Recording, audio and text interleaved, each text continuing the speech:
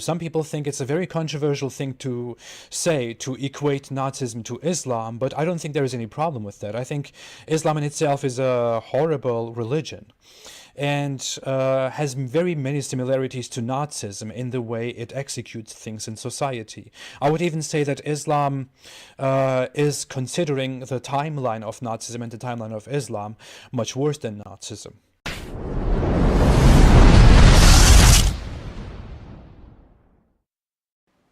It seems like anyone who's an ex-Muslim today is automatically an expert in Islam.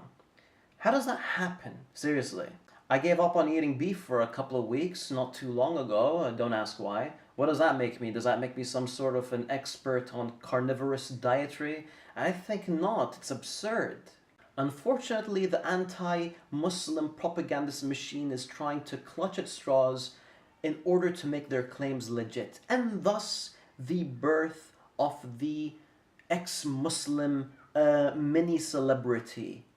In other words, a cringy, ignorant guy in his late 20s is all of a sudden an expert on Islam, when in reality all he's doing is rehashing arguments that you can find on other anti-Islamic websites that were written by some other bigots.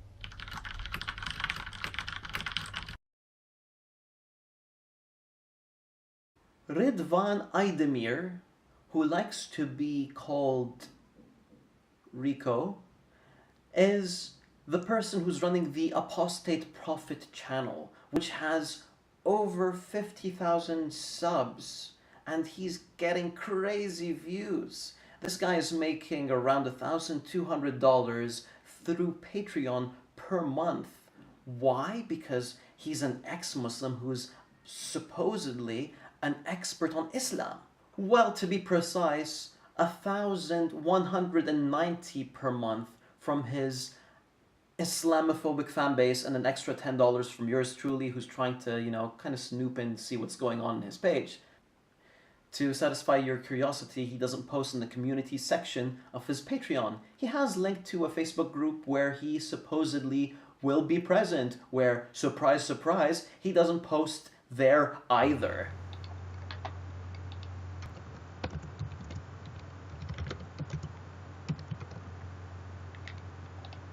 I demand a refund. And I'm sure that Ridvan is gonna give me that refund because, after all, he's a really nice guy. I thought all my life I have been a good human. I have respected others, their rights. I have never wished bad for anyone. I never hated. Sounds like a nice guy, right? I was involved in a robbery. It's a shame. I'm over it. I don't do such things anymore, gladly. Then I became a communist, a revolutionary communist, and even supported an illegal urban guerrilla organization, a terrorist organization in Turkey that was very active in blowing themselves up in the street. But that stuff is all in the past, so let's move on. When he was a Muslim, he was a Naqshbandi. A Naqshbandi is a Sufi sect, and here's what he has to say about the Naqshbandis. I was in Sufism. They make weird practices that some of you might have seen online. And I was in those practices. You might have seen parodies of that online, quite funny ones, by the way.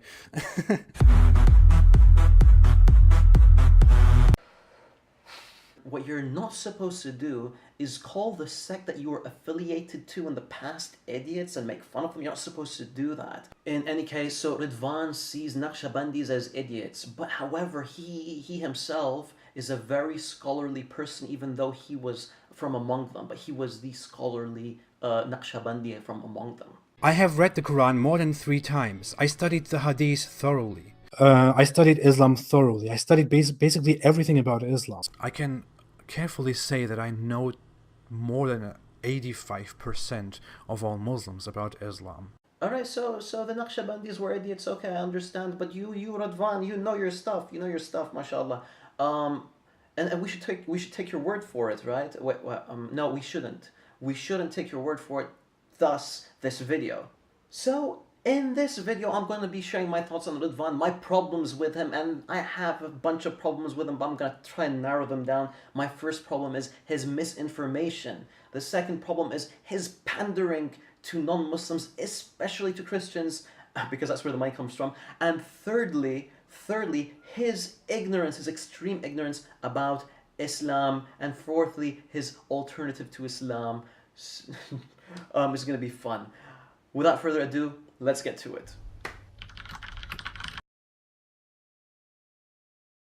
I want to share experience, information, and my perspective on things on this channel. I want to do factual criticism. Now, there are many people online who do this, who decide to build an account about Islam, to post things about Islam. But to be very honest, I see a lot of misinformation there. I wouldn't have a problem with that if everything was just about making Islam bad.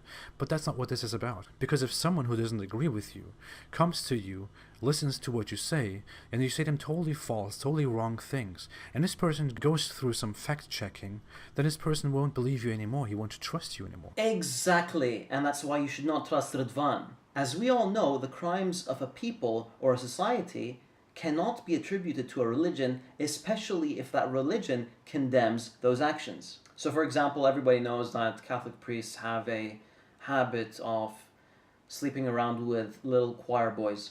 But is it fair to condemn Catholicism for those actions? Well, of course not. However, Ridvan, I think, will. No, wait, he wouldn't, because Ridvan doesn't want that hurting his Patreon donation fund. So, for now, here are a few examples. Female genital mutilation can happen in different forms. The whole clitoris can be removed, and if you have any sex ed, you probably know how tragic this to a woman is. This cannot be properly undone, and removes women's ability to feel one of the most natural pleasures. It robs them of their natural pleasures, and it can even kill them. This is very deceptive. You see, female genital circumcision is known medically as clitoral hood reduction. Now, this procedure does not rob women from sexual pleasure, and it definitely does not kill them. In fact, it is a procedure that is endorsed by the American Society of Plastic Surgeons. They even marketed it as vaginal rejuvenation. And the procedure is available in the United States. Well, you may ask, are there any evidences that Islam condemns female genital mutilation? Of course, I say yes. And Ridvan is aware of this. Ridvan is quoting a hadith that says so right here in the same video. A woman used to perform circumcision in Medina. The Prophet said to her, "Do not cut severely, as that is better for a woman and more desirable for a husband." I didn't fall asleep. I didn't fall asleep. I almost fell asleep. No, I didn't fall asleep, no. Next, the castration of slaves. The Ottoman Empire didn't want to put up with sexually active men working for them in their own homes, which is why most slaves were castrated from childhood. But this is not a practice that belonged only to the Ottoman Empire. That practice came into the Ottoman Empire from Islamic rule and Arabs. If you think mainly castrated black men traded on open squares in the capitals of big empires is an example of peace, go ahead and call it so. Ibn Hazm in Maratib al-Ijma' page 157 states that there is a consensus among Islamic scholars that castrating slaves is not permissible. The existence of castrated slaves in an ancient society does not mean that the religion of that society endorses that vile act. Take, for example, ancient Rome, a Christian society that included castrated slaves. Does that mean that Christianity endorses this act? Sleeping is always good. Next, honor killing. One day, I was totally shocked. I took a nap during the day. I woke up, saw my mother crying, and then when I asked her what happened, she told me that my aunt was killed in Germany by her own husband. Honor killing, a Muslim thing. No, honor killings is not a Muslim thing. Honor killings exists in Hindu cultures. It exists in Latino cultures in South America where they refer to it as crimes of passion. It's not a Muslim thing. It's not an Islam thing. I looked into Ridvan's case further and found more details in an article he wrote. He states that his aunt's husband threatened her over playing card games online. She then got a restraining order before he finally got a gun and killed her. To be honest, I don't know how this falls under the definition of honor killing, and more importantly, I don't know what this has to do with Islam. Ridvan, I'm sorry for your loss, but This really has nothing to do with Islam.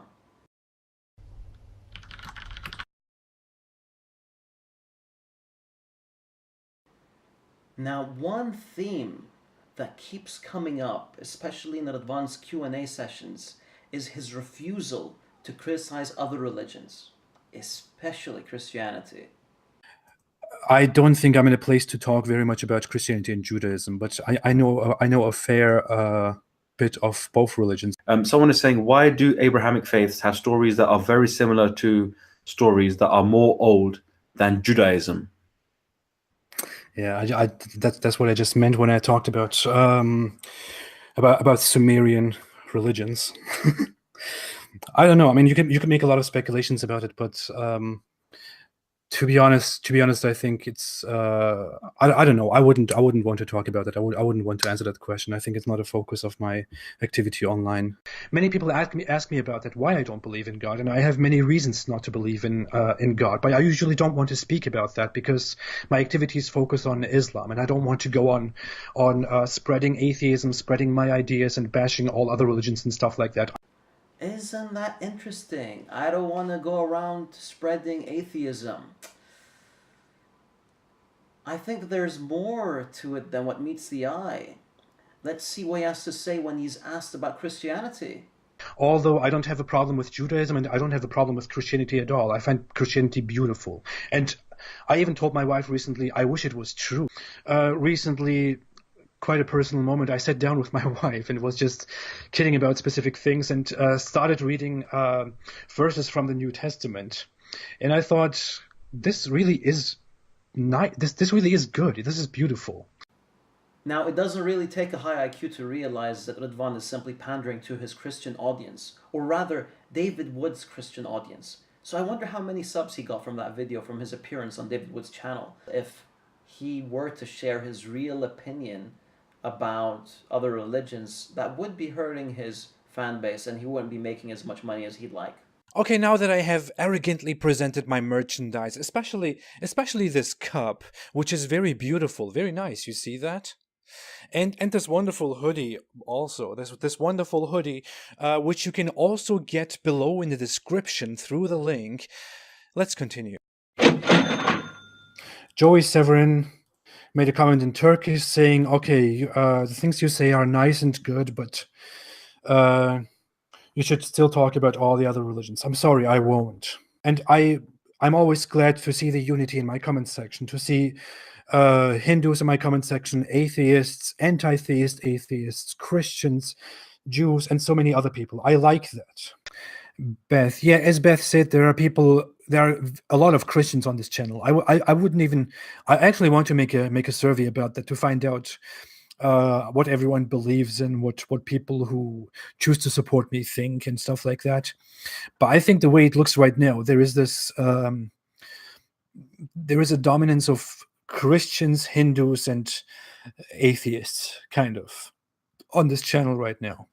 And I see a lot of Christians, a lot of Hindus, a lot of atheists, and that's exactly what I want. I don't want to come here and say, oh, I'm against all religions equally. They are all horrible. Why would I do that? Why would I want to divide everything? In other words, he doesn't want the cash to go anywhere else. So there was one time where Radwan equated another religion to Islam. In the next clip, he's going to equate Judaism to Islam. The Quran is like boom, boom, boom, boom, boom. It's like the Old Testament. As bad as the Old Testament. I'm sorry. Much worse even. Oh, nice save. Okay, let me stop commenting on this. Yeah, good idea. Now, this next clip is a very important one. Pay close attention to what he's going to say here. And I did do that. I went into studying Christianity and Judaism and other religious beliefs and so on. And I didn't find, and I can openly, clearly say this, I said this from the very beginning, I didn't find any other religion as morally disturbing, as disgusting as Islam was. Nothing morally disturbing as Islam. Let's look through Radwan's videos on his channel in order to examine his double standards, shall we? Observe the following titles: How Islam Advocates Slavery, You see slavery is actually endorsed in the New Testament in multiple verses. Refer to the following verses. Islamic inbreeding.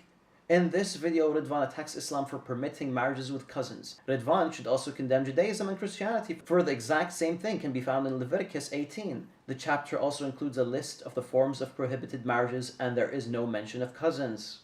Persecution of ex-Muslims in Islam is a video about apostasy. Refer to Deuteronomy 13:9.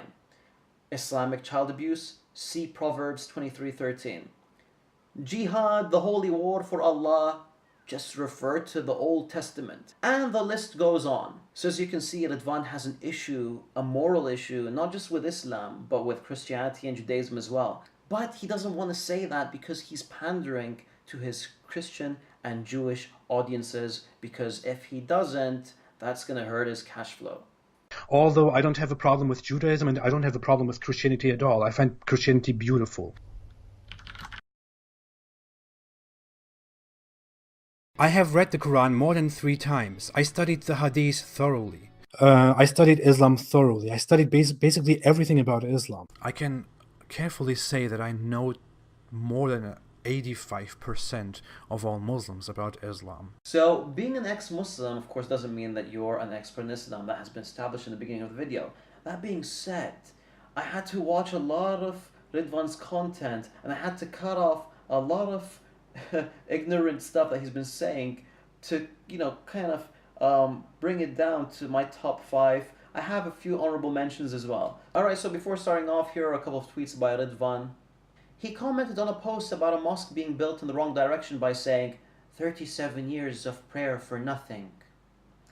Now, for someone that has read the Quran 3 times, he should know better. I respond to this in a tweet myself by saying, the Quranic verse that says, and Allah would never make your faith, prayers, to be lost.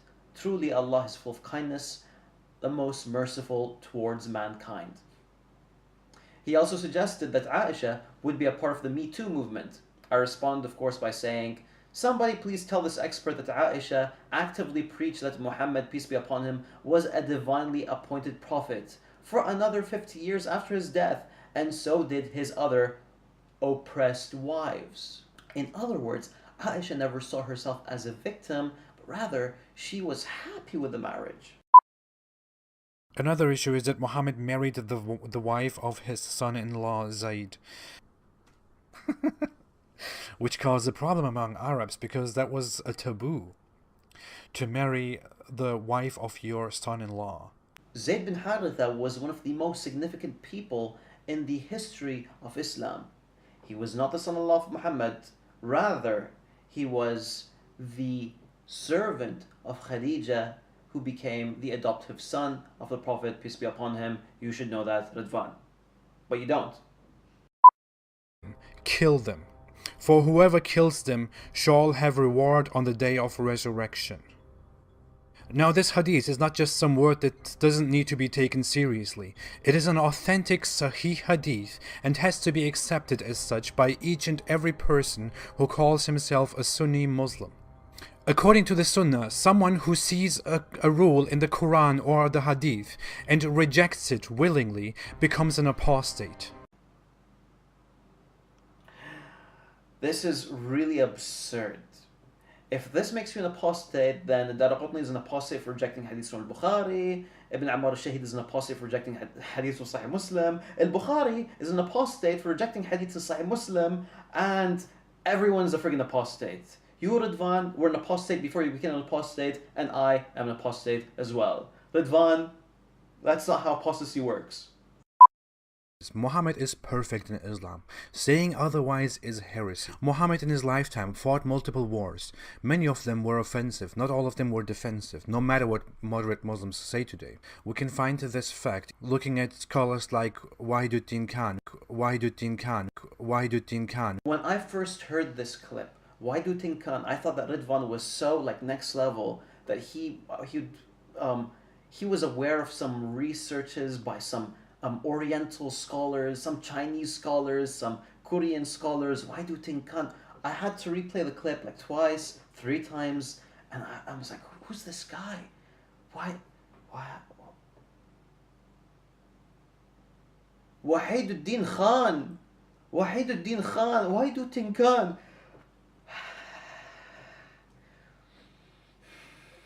I can't fucking talk Arabic fluently. Here, you got it. I say it, okay?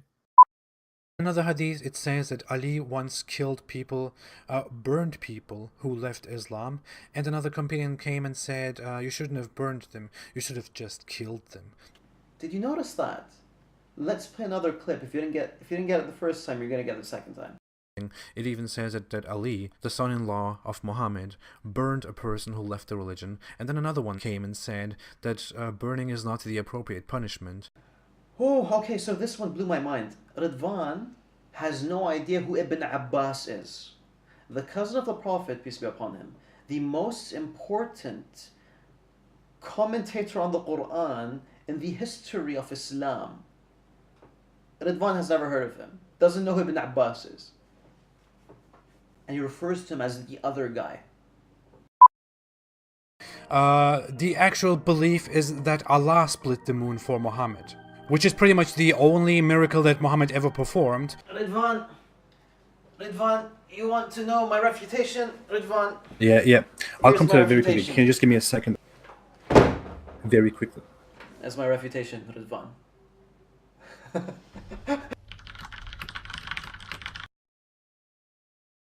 Okay, so we're almost at the end of the video. I just want to recap a few things. Basically, my issues with Ridwan, my problem with this guy is that, one, he keeps on misinforming his audience. Two, he keeps pandering to his non-Muslim audience, especially the Christian audience. Now, three, and I mean the most annoying was, yes, the ignorance. This guy's ignorance in Islam, portraying himself as some sort of, subhanallah. So Ridwan's issue with Islam isn't that it's false, because again, he believes that all religions are false. However, he loves Christianity. So what is Ridwan's issue exactly? His issue is that he has an issue with the morals of Islam. I talked a lot about how Islam is morally unacceptable because it reduces human dignity to very low levels. Now that we know what Ridwan's issues with Islam is, I wonder how dignified Ridwan is and how high his moral standards really are. In America, we have laws in some states. I think I'm not very familiar with that, to be honest. But just to give the point, in many states, you cannot marry your relatives or this or anything like that, or your siblings, whatever. But if you are above a certain age, then you can, for example, make a marriage that would be biologically considered incest. So, which means if you can't bear children anymore, then you can do it. I'm fine with it. Why not? So the high moral standards of Ridwan is he sees absolutely no issues with siblings having incest as long as there are no children. Just check out Vidu's reaction to this. I don't want to agree with it because it sounds disgusting, but there Yeah. you go. You can fill in the blanks. So Ridwan has no issues with incest between siblings, I guess incest between homosexual brothers, homosexual sisters, perhaps a father and a son, and a mother and a daughter or a mother and her son, as long as there are no children involved. Wow. Okay. Those are his high standards. I don't want to agree with it because it sounds disgusting. The issue is, guys, you need to be aware that there's no moral objectivity without the existence of God, which is why you'll often find atheists having these twisted moral standards. Alright, I'm done with this video. If you like this video, do smash that like button. If you like this video, just click the like button. Okay? If you like this video, say something in the comments, hit the like button, I don't know, I don't care, whatever, it's not my channel. In all seriousness, guys, for some solid refutations against the Apostate Prophet, you need to check out the Andalusian Project channel and the Turkestan channel. If you have any questions, you can of course reach me via Twitter. Take care of yourself, and as always, remember, stay away from Ridwan.